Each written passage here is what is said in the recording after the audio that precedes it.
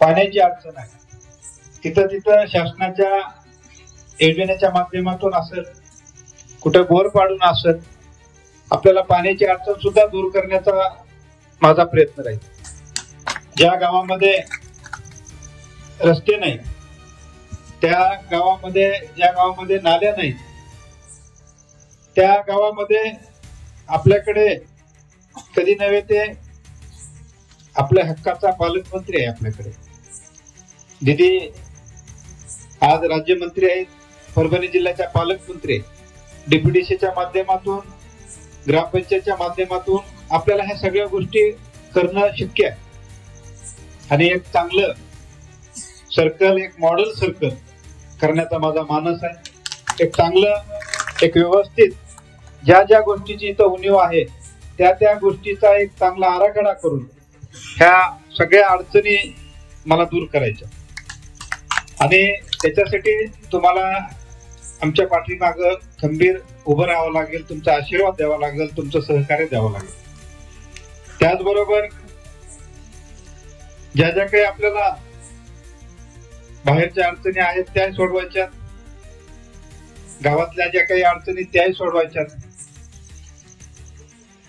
इथल्याही 3-4 अडचणी मला मारुतरावांनी सांगितल्या. ह्या सगळ्या अडचणी हळूहळू सोडविल्या जातात. मागे जे काही मी इथं रस्ता केला,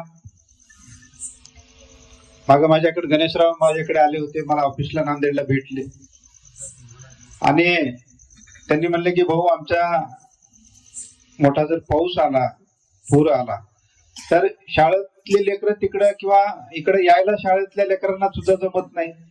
माणसाची अडचण होते, अचानक कुणाला दवाखाना लागला तर त्याला दवाखान्यात सुद्धा नेणं शक्य होत नाही. आणि मग मी त्यावेळेस त्याला म्हणले, भाऊ तुम्ही बघून तरी घ्या, तुम्हाला सगळ्यांना माहित आहे त्यावेळेस तुम्ही सगळेच होता. तर त्यावेळेस मी आलो आणि ती अडचण बघितली रस्त्याची, आणि मी जवळपास मला वाटतंय 6-7 लाख रुपये खर्चून तो कॉन्क्रीट रस्ता करून दिला. आज 5-7 वर्ष झाले. परंतु तिथं सुद्धा तो रस्ता करताना खरं तर त्याला एक कॉन्क्रीटची भिंत बांधून तो रस्ता उंच करणं गरजेचं आहे. आणि आपण त्यावेळेस बी केलं होतं, ते तात्पुरती अडचण भागावी म्हणून केलं होतं. पण भविष्यामध्ये तो जे काही आपल्याला एक कॉन्क्रीटची भिंत नदीच्या कडेला बांधून त्याला एक 2 फूट 1 फूट जे काही उंची करून आपण तो चांगला रस्ता तयार करू, जेणेकरून तुमची कुठलीही गावात यायची जायची अडचण राहणार. सोबतच मला 2-3 इथल्या अडचणी सांगितल्या. त्याच्यामध्ये छत्रपती संभाजी महाराज चौक ते कोळवाडी रस्ता, तोच आहे ना पांधरण रस्ता, जे काही आपण चर्चा केली होती. रोड आहे, हा रस्ता आहे. आणि पुलापासून ते माळ पांधरण रस्ता, तो जो 2-2.5 किलोमीटरचा आहे, तोच ना. तर जे काही आहे त्या जे काही पांधरण रस्ता आहे, तुमचा कोळवाडी रस्ता आहे. आता ह्या सगळ्या गोष्टी करताना काही माझ्याकडे 4-5 लोक तुमच्या गावचे आले होते. ते म्हणले, भाऊ असा असा 2-2.5 किलोमीटरचा रस्ता आहे आणि तो आम्हाला तुम्ही मुरुम टाकून थोडं मशीन पाठवून आम्हाला करून द्या. मी त्यांना सांगितलं की तुम्हाला रस्ता करायचा का रस्ता केल्याचं नाटक करायचं. जर नाटक करायचं असलं तर मी 4 दिवस मशीन पाठवतो, तुमची सहानुभूती घेतो, मतं घेतो आणि पुन्हा फिरून तिकडं न मागच्यासारखं मी असंच वागू का. तर ते म्हणले, मग काय करायला पाहिजे. मी म्हणलं, आता तो जो काही 2-2.5 किलोमीटरचा रस्ता आहे, पहिली तुम्ही एक काम करा की त्या सगळ्या तो रस्ता करण्यासाठी शेतकऱ्यांची संमती घ्या. काय होतंय, 10 जणांसाठी आपण रस्ता करताना 25 जण विनाकारण आपल्या द्वेष करतो. तुम्ही ती संमती घ्या. संमती घेतल्याच्या नंतर तिथे 6 ते 7 फूट खोल आहे. खरं एखादा रस्ता करायचा असेल तर त्याला आपल्याला तो मुरमानं भरावं लागेल, दगडानं भरावं लागेल. आणि जे काही शेती आहे त्या शेतीच्या कमीत कमी 2 फूट उंचीचा रस्ता असेल तर तो खरा उपयोगाला येईल. नाहीतर मग पुन्हा ते पाणी येते रस्त्यावर पडलेलं पाणी शेतात जाणार मग लाख अडचणी करून काहीच उपयोग होणार. म्हणून हा जो काही कुठलाही रस्ता आहे पांढर रस्ता जो 2-2.5 किलोमीटर असेल कुठे 1 किलोमीटर असेल हे सगळे रस्ते आपल्याला एक व्यवस्थित प्लॅन करून आराखडा करून आपल्याला शासकीय निधीतूनच करावं लागेल. आणि पहिल्या वर्षी आता तर नवीन जी प्रमाणे जे काही शेत रस्ते आहेत पांढरे रस्ते आहेत शिवरस्ते आहेत त्याला डांबरीकरणाचा सुद्धा शासनाच्या आपण निधीतून करू शकतो. पहिल्या वर्षी आपण त्याला मातीकाम करून घेऊ भविष्यात अजून त्याच्यावर निधी टाकून आपण त्याला डांबरीकरण सुद्धा करू शकतो. जसा की आपला हा लोड आहे असं आपण शिवरस्ते पांढरे रस्ते आपण शेतरस्ते करू शकतो. भविष्यात आपण तेही करू. तुमचा तो जो काही पांढरे रस्त्याचा प्रश्न आहे तो आपण सोडू.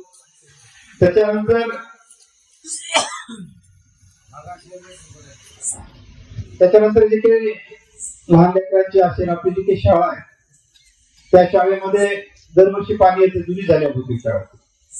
तर ती जे काही शाळा आहे तर आपण त्या शाळेच्या इमारतीसाठी आपण एखादा चांगला नवीन प्रस्ताव तयार करू तो मंजूर करून आणू आणि शाळेची इमारत एक नवीन सुसज्ज अशी इमारत उभी करण्याचा सुद्धा आपण प्रयत्न करू.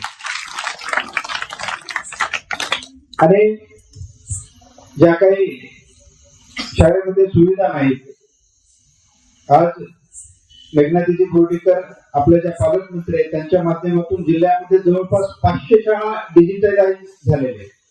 आपण आपल्या इथले जे काही शेलोची शाळा आहे ती सुद्धा आपण डिजिटलाइज करू आणि मुलांना कसं चांगलं शिक्षण देता येईल ते सुद्धा आपण बघू. अडचणी खूप आहे. त्याच्यानंतर महाराजरावला सांगितलं की विठ्ठल रुक्मिणी मंदिराचं समान मंडळ.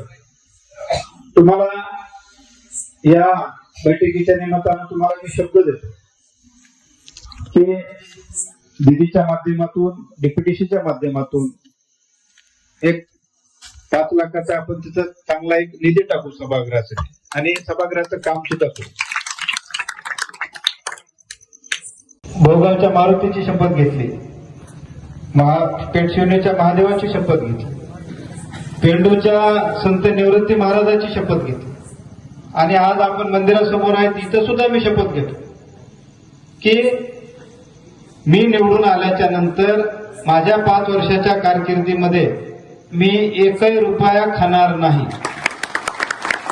1 रुपयाचा मी भ्रष्टाचार करणार नाही. अशी तुम्ही सांगा मला कोणीतरी शपथ घेईल का देवाची?